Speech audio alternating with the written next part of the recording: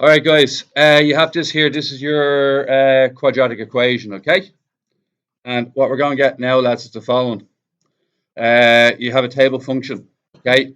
I want you to lob in this table function into your calculator. So to find the x button, you see the way x is in red? So you press alpha x to get to x. Then you go squared. Then you go plus 11.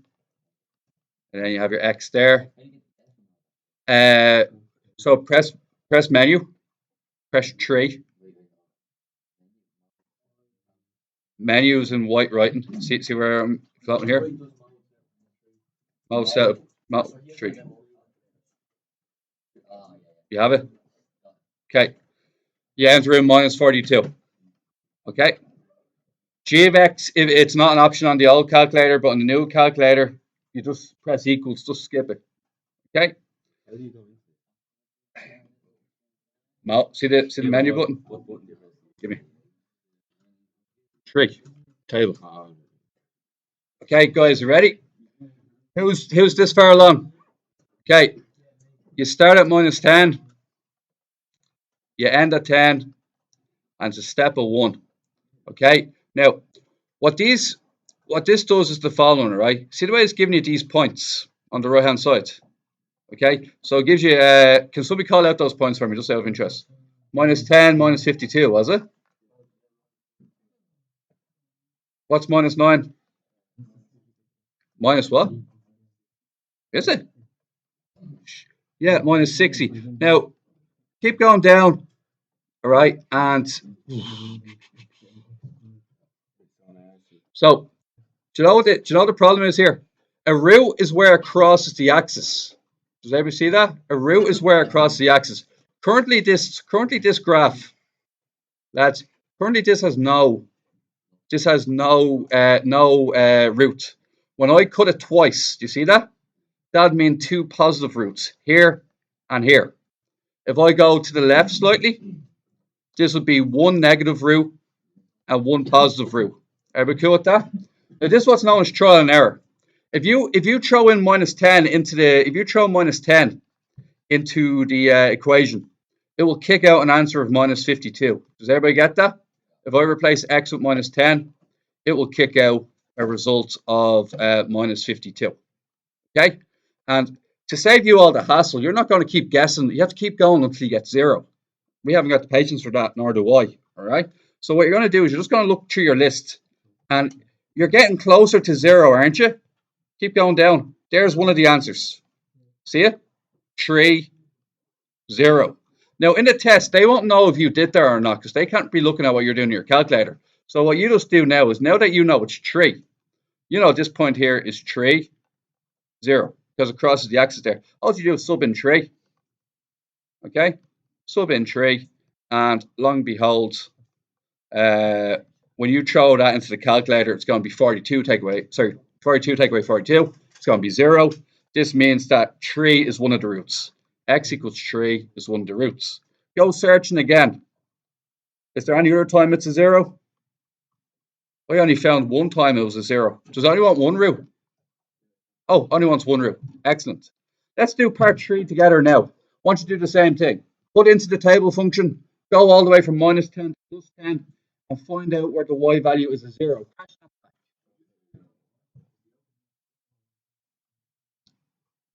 I'm good. Yeah, thanks. No bother.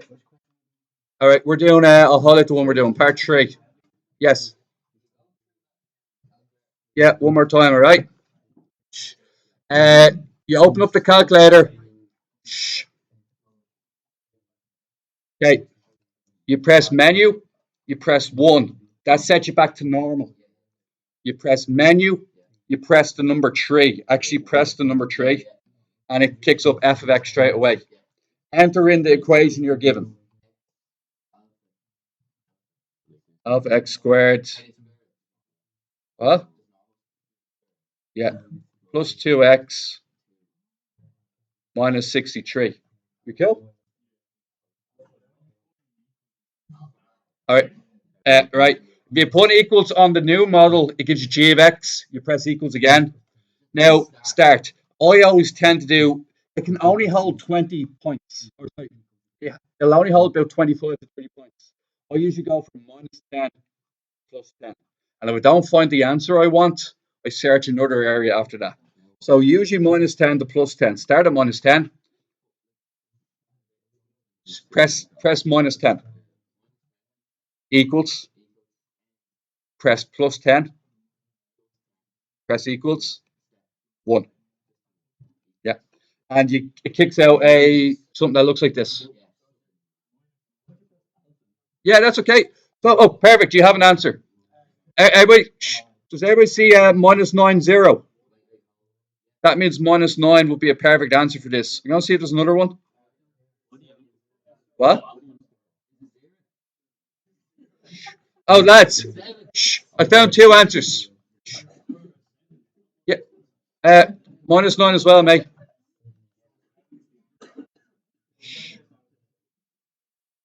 All right, lads, just relax for a sec. Okay. I'm going to prove they're both. I'm going to prove that they're both actually answers. Okay.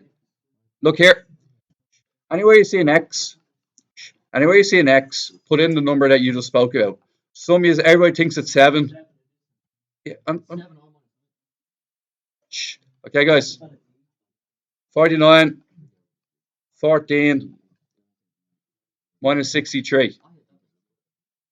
Okay, and that's 63 minus 63, which is 0. This confirms that what you guys said is true. 70 is in fact a root. So the 0.70, this graph will cut through that line. X equals 0 is a correct answer. But we're also going to sub in the minus 9. Okay, just going to rub all these out. Okay, and when I sub out the minus 9, lads, here's what it's going to look like.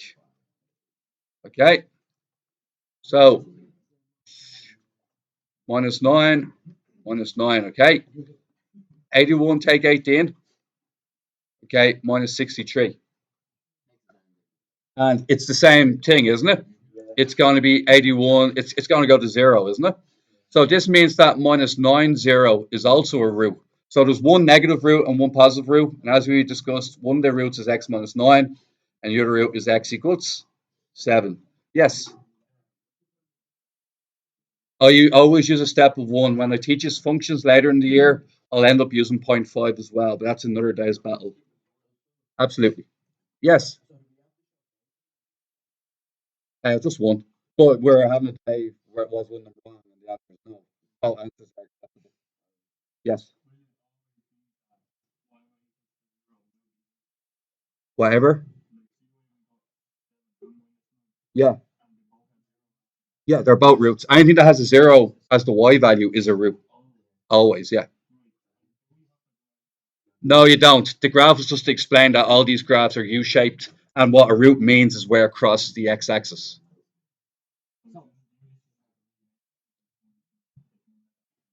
Basically, if you want full marks for that question, all you have to do is pretty much that part there. Sub in minus 9, off you go. It says use trial and error, but nobody's going to do that. You're going to just use the table function and get it in straight away. Okay.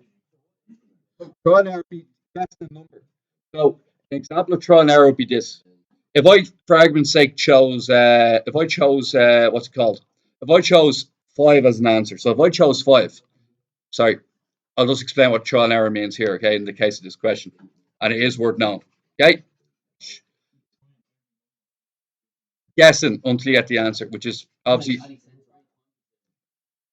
word for word what I said. Yeah. Now, guys, you try x equals 5. The answer spits out, if I look at this, would be it spits out minus 28. And what you try then is you go, okay, I'll go lower than 5. I'll go x equals 2. Okay? And then if you try x equals 2, it will hit minus 55. Now, which one's closer to a value of 0? 5. That to you hints go above 5 for your answer, right? Then, for argument's sake, imagine you tried 8, okay? And then you go down. If you tried 8, you would have got an answer of 17. Now, that's a good thing in a way. It was minus. Now it went to plus. That means it crossed through the 0 somewhere in between. Somewhere in between 5 and 8. It has to cross through 0. And then you find has to be if it crosses the x-axis. Okay. Don't worry about what the what is. For these questions today, it all works. Okay, Now, lads, so this one is somewhat. These ones are pretty easy, right? All what it says is estimate the roots. No bother. I think that's just below 3, isn't it? So I'd say 2.9. This one here is it's below half. It's below 0.5. I say minus 0.2 or minus 0.3. Yeah, they're the two roots. That's all you have to do for these questions. These ones are really handy. And what about this one here? About 2 and a bit. Yeah, and there's only one root there because it doesn't hit it twice. It only hits it once. Okay. See the way your U-shaped curve? See the way it touches it and goes back up again? All right. No, roots are only when it hits the x-axis.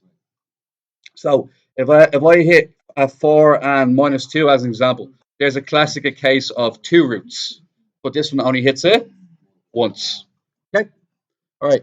Now we're not gonna graph that today. All right. That's not what we want to do. Finally. Yeah, guys.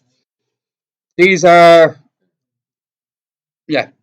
What I'll do is I'll do a similar one. All right. There's not enough variety here. Okay. Yeah. Lads, if I ask you to solve this, what would you go for?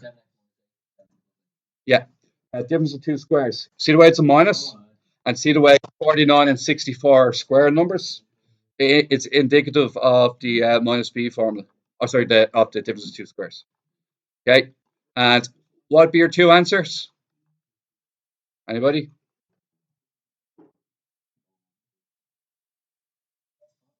Seven. Mark.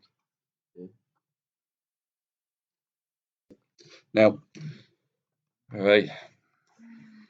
Yeah, no, more stress. Now, okay, guys. What happens when you convert the x? Minus 8 over 7 and plus 8 over 7. Okay, that's solving quadratics. Okay, in class now, will you guys try question 3 and question 4 for me? Now, all right. Now, guys, once again, it's the difference of two squares because you're going to have we're doing this one here, and it's going to be what's it? 5x plus 9 and 5x minus 9. Now, a key thing that sometimes you don't do is if you multiply it back out, like so, if you multiply it out successfully, it should turn back into what it was originally. Now, not enough people do that. Whether it's in your head or not, you'll see that the 45x's will cancel each other out, won't they? Leaving behind what we started off with. Is that all right? Now, I just multiplied it back out to check the answer. Okay. Now, 5x plus 9 equals 0. 5x equals minus 9. X equals minus 9 over 5. Okay. 5x minus 9 equals 0. 5x equals 9. X equals 9 over. All right, now, all right. I can fix this once and for all. I know how to fix this, all right? 5 multiplied by 2 is 10, isn't it? All agreed? Yeah? Now, in the same way, see this 5 here? That's 5 multiplied by 2. And that's 5 multiplied by x. If I bring that 5 underneath, and I change that to minus 5, what's 10 divided by minus 5? Yeah, I want minus 2. I want plus 2. So that's why it doesn't change. It just goes multiplication to division. Does everyone understand that? Otherwise, it won't balance. Any move you make has to maintain balance. If you change that 5 here into a minus 5, your balance is gone. Okay, that's why multiplication only changes to division. And the sign changes. I think that's what you were asking me earlier, wasn't it? Yeah. All right. Now, lads, the next one's tricky, all right? Because you think it's the difference of two squares, but it's not. All right? The x stops it. So I'll do one for you. Okay? Chance, you looking? It looks like a difference of two squares, but the fact that the x isn't squared is an issue. So here's what I'm going to do. I'm just going to remove an x. Does any number divide into 36 and 49 that I can think of? No, nothing as it turns out. Okay. Now look at this. Okay. Now here's the deal. You have two numbers here. Okay. Everybody see that? Okay. So either the first number equals 0, which means x equals 0, or the blue number equals 0, which means 36x equals 49, and x equals 49 over 36. We happy out with now? So that's so this one here. I'm going to take out x.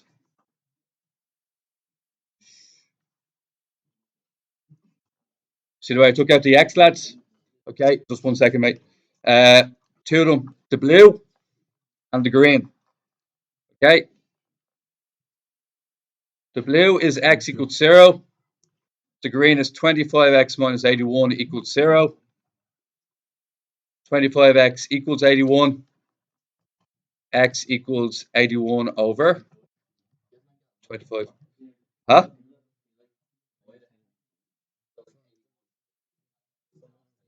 I won't break down any further.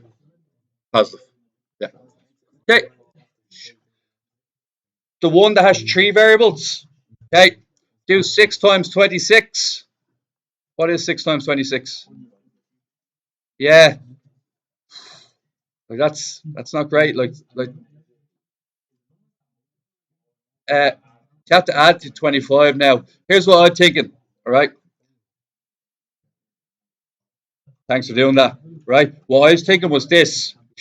I was thinking 2 and 78. I was going to go 4 and. Well, does 4 even divide into that? Oh, it does 4 and 30, 39. Now, see when I add them together, the first two when I add them together are 80. The second two when I add them together are 43. And then I'd be thinking, what about 8? 8 and. How many times does 8 go into that? Does 8 even go into that? No, 8 doesn't go into that. I'm currently using multiples of 4. And then all of a sudden I'd work my way up to 12 and 13. Is that okay with you guys? 12 and 13? Okay. And when you look at 12 and 13, you're like, oh, that's perfect. All right. Now, there is a. Are you guys familiar with the minus b formula? It is. Okay. So, yeah. Relax. Okay, gents. Just standards now, yeah? Thank you. Okay. Now, guys, here, look what we're going for here.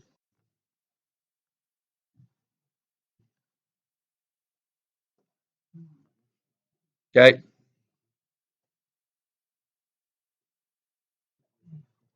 We good with that?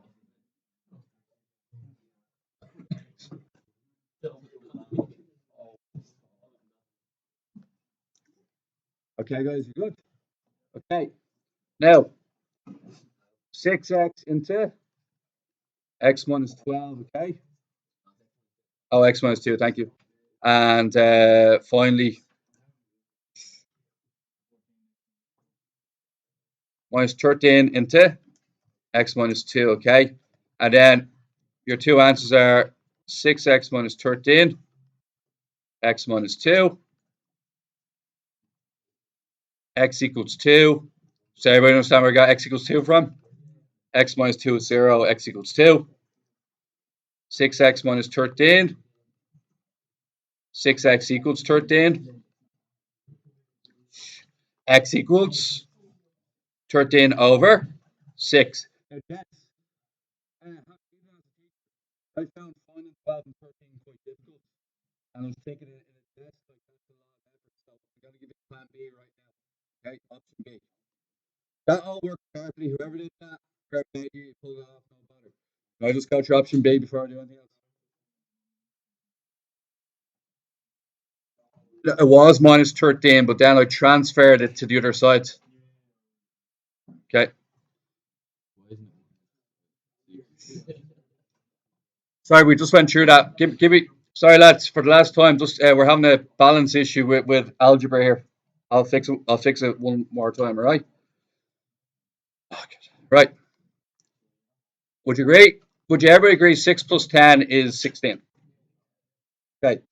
When you bring over 10, yeah, because it's addition of 10, it has to become subtraction of 10 for the balance to be maintained. However, if I do 6 multiplied by 10 is 60. When I bring that 10 over to the other side, it has to become division to maintain the balance of the equation. So that's I can't explain that any better. Okay. Now, gents, okay, that was taking a lot. That took a lot of time. Now, mm, I'll make you have a homework on Google Classroom. I'm gonna find ones like that. Okay. All right, guys. Google Classroom will have the homework for you.